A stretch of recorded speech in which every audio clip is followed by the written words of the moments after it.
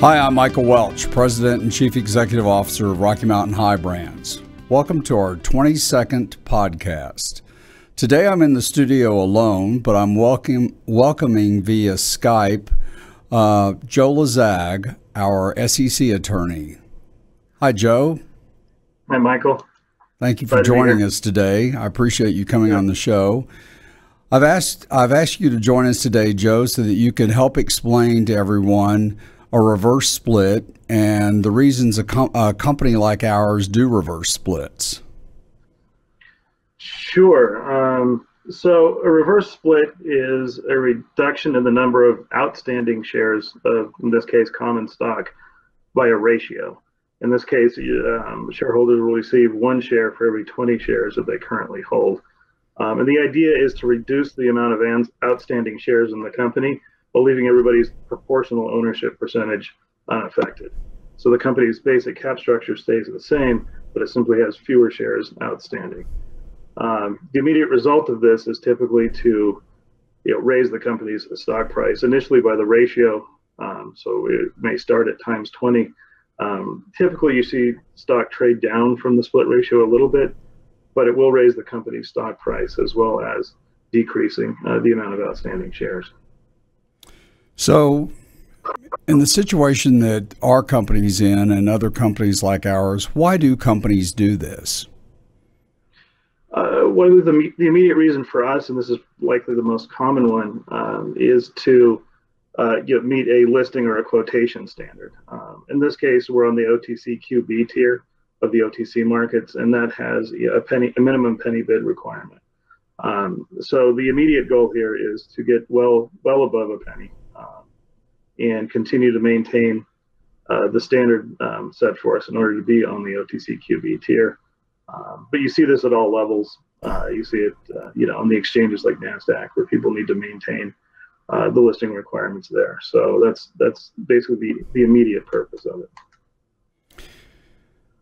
In terms of investors and how they view stocks and how brokerage firms view stocks, will it impact what investors will consider buying our stock once it's at a higher price, once it's above a penny, once it's in a little bit higher range, and what brokerage firms will consider taking our stock? Most brokerage firms have a lower price bound where they won't, they won't either won't make a market or they won't let their customers do transactions in stocks below a certain price. A lot of major national brokerage firms have gone to a $5 cutoff, basically restricting their clients to exchange listed securities, and the bigger ones at that. For those brokerage firms that do trade in stocks below $5, a lot of them will have a 1 penny or a 10-cent cutoff where they won't let their customers do trades in stocks below that price. So, potentially there can be a greater number of people that are able to trade the company's common stock if its price is increased after the reverse split. Also, if we can raise the price of the stock and reduce the large number of outstanding common shares that we have, there's a potential for a broader range of investors, be it small funds or family offices, that won't trade in a stock that's below a penny or below 10 cents. Might have the authority to look at investing in something like Rocky Mountain High Brands, as long as it's not trading sub-penny. Okay. Well, thank you for clarifying that. So the company is presenting next Monday and Tuesday at the Spring Microcap Conference in New York, and one of the things that we want to try and do is attract new financing into the company that would be more favorable terms. And over the past few months, as we've talked to different types of investors, one of the things they've asked us to look at was our capitalization table because of the large number of shares we've had outstanding, as well as our stock price. And so one of the reasons the board was interested in this action, not only from a compliance standpoint, but was because of that, in terms of being able to attract lower cost financing as we move forward and try and grow this company into the next level. So we'll be sending out a press release by either Friday or Monday with a link to the presentation that we'll be doing in New York on the company, so that everybody will have access to that information as it's presented to the investors at the conference. So just wanted to make that clear. One of the other things I wanted to ask you about, we have a lot of, I notice a lot of the comments that fly around on the internet concerns, I think, a general misunderstanding of when an 8K is filed. I've seen people make comments about purchase orders and 8Ks, and the company hasn't filed an 8K with a purchase order, and you know, we typically don't file an 8K with a purchase order because it's in the normal course of our business. And can you explain when an 8K is filed so we can maybe clear up some misunderstandings and misconceptions? Right. And without getting, Form 8K has a long enumerated list of things that need to be filed on 8K. But without getting into that, the general standard is that an event has to have happened and it needs to be material to the company. So if a company is in the regular business of getting purchase orders for product and filling those purchase orders, getting another purchase order is not really a material event. And, I would caution any company against, filing an 8K every time it gets a purchase order from a customer. If that's actually the company's regular business, it can potentially look like trying to backdoor some kind of promotion just through SEC filings. It's really not necessary, and it's not helpful. On the other hand, if a particular purchase order is a big one from a new customer, or it's particularly large, or is going to really change the financial outlook for the company, then it's something that it should probably be disclosed on Form 8K, but not an everyday purchase order from a regular customer. So a material event. Right, material events. Okay. And then we also file one if we have a change in officers or directors, or if we sign a material agreement on behalf of the company. Right. Yeah. There's a whole litany of things that need to be 8K'd. You can actually get Form 8K is on the internet on the SEC's website, and there'll be the list telling you what needs to be filed in Form 8K. Oh, okay. Those are some of the more common examples. Okay. The other thing I get some questions from shareholders on are when are reports due out, and when is the end of the quarter, and those type things. So one of the things I just wanted to make clear is that a year ago we moved to a calendar year end, which means that we follow the end of the quarter, which for the first quarter will be March 31st. And so 45 days after March 31st, the first 10Q will be due. So without pulling out a calendar, I believe that's around May the 14th, if my math is correct. And then, right.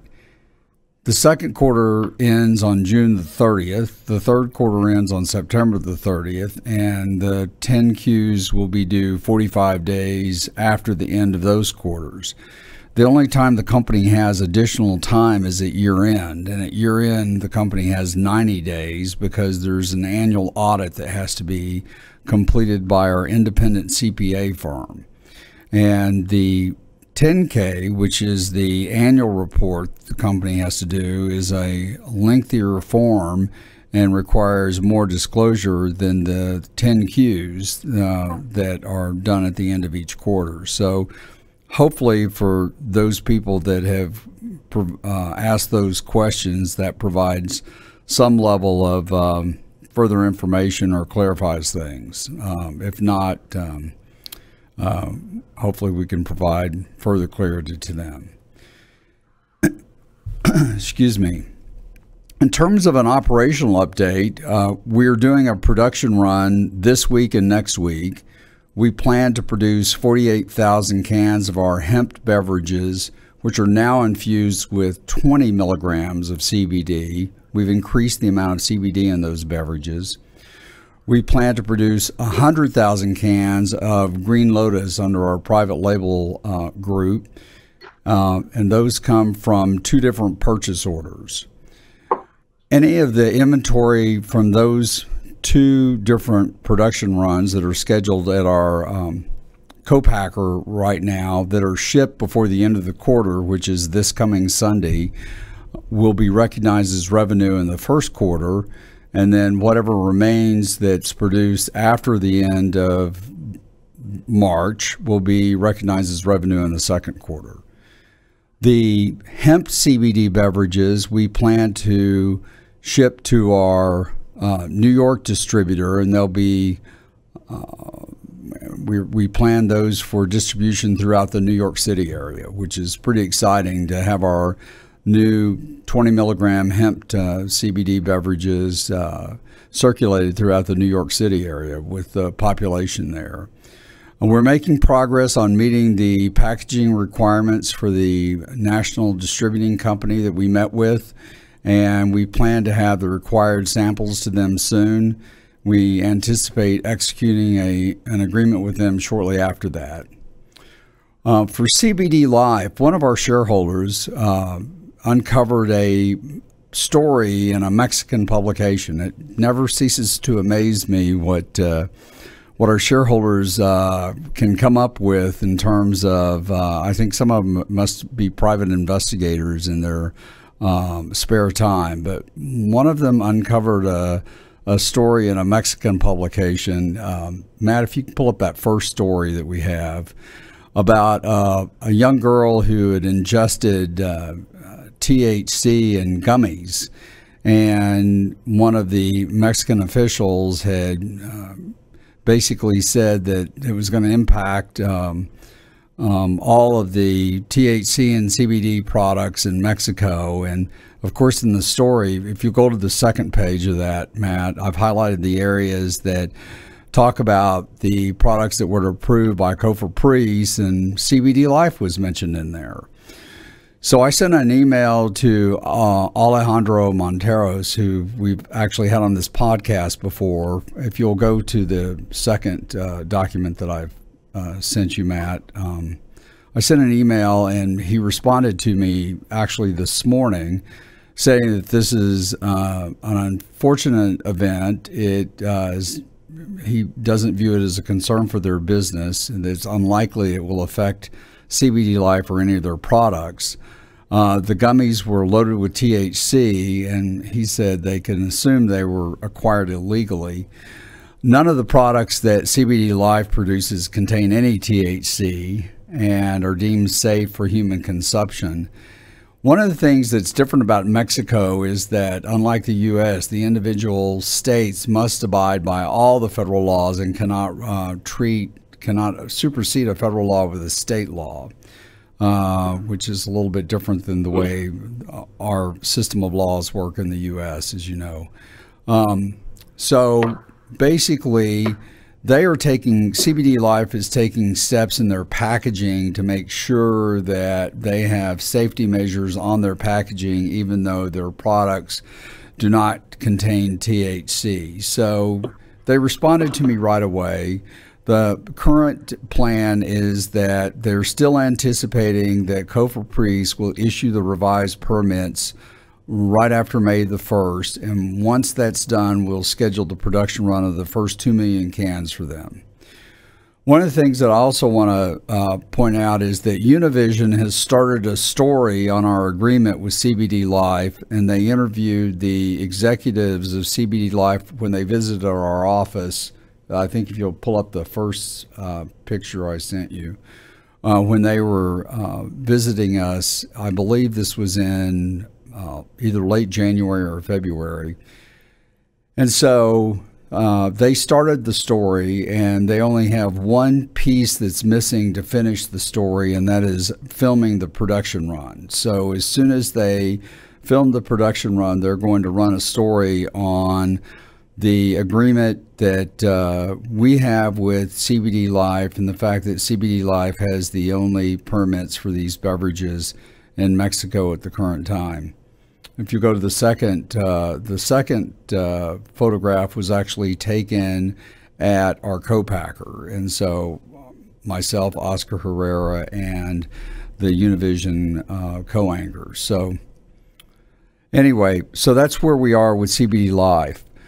One of the other things that I'd like to update everyone on is that we launched our online influencer program this week, and we have engaged 10 influencers that have opted into our program to post about our products and to do giveaways on their social pages.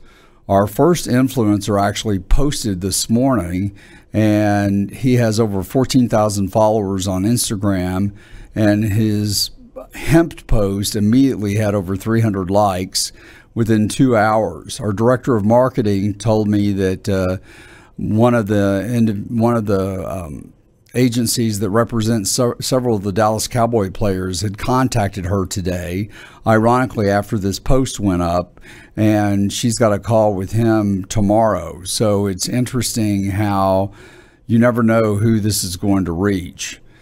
Our goal with this program is to create brand awareness through people that are influential to others, capture the likes and visits to our social pages and our website, and eventually those will lead to sales conversions. So it's a great way to get our name out into the marketplace and to basically have influencers help us with our marketing efforts.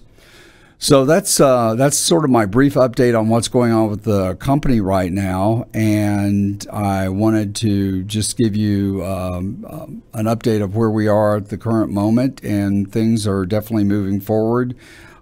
We view this reverse stock split as a very positive thing for the company's growth and for attracting capital into the company and attracting new shareholders into the company, and we hope you do too. Joe, I appreciate you joining us today and look forward to continuing working with you. Joe's been a great asset to the company. He's always keeping me on the straight and narrow in terms of disclosure and what I can say publicly and what I shouldn't say publicly. Well, thanks, Michael. Glad to be here anytime. All right. Thank you so much. I think that's all we have for today. So thanks for joining us.